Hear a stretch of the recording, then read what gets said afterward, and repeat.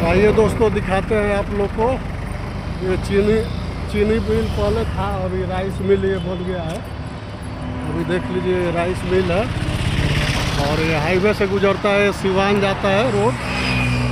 और इधर जाएंगे तो गोपालगंज जाएंगे, इधर जाएंगे तो आप सिवान जाएंगे। और ये चला जाता है बदरजीनी के तरफ, देख लीजिए।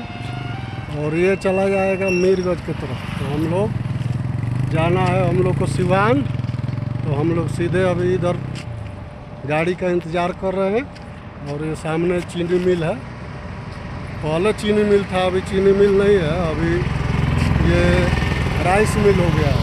देख लीजिए राइस मिल बैठ गया है। और इधर बदरजीनी की तरफ चला जाता है, जो बड़हरिया के तरफ निकलता है इधर से रास्ता। तो हम लोग इधर से गुजर रहे थे, तो हम लोग सोचे वीडियो बना के डालेंगे, दोस्तों को दिखाएंगे। ओके, थैंक यू दोस्तों।